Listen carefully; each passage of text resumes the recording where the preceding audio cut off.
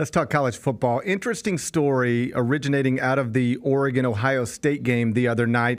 Dan Lanning has acknowledged that he intentionally put 12 men on the field, and that ended up helping them secure that victory.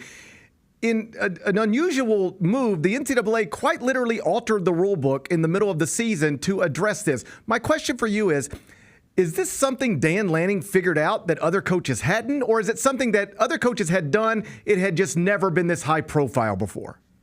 Yeah, I think it's the second point there.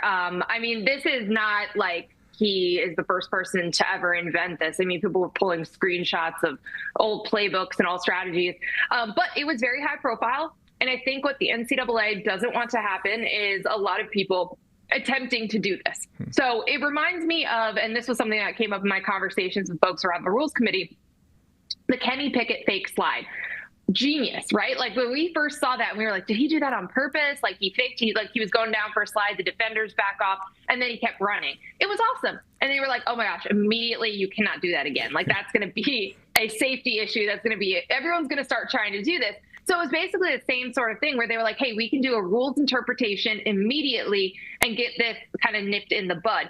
What Dan Lanning did, if it was on purpose, is legal. Like they were allowed to do that. That's how the rule works. It was officiated correctly. But I think that they just want to try to stop this copycat world that we live in of people looking for any possible edge and something where you're really not supposed to get a huge advantage from committing a penalty yourself, right? And that's why it would incentivize people to commit a penalty.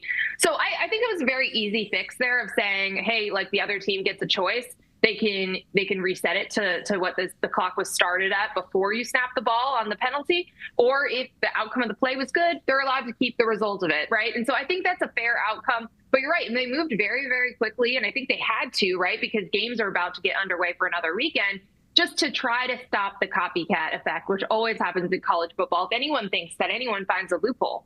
The Gary Parrish Show, live weekdays at 10 a.m.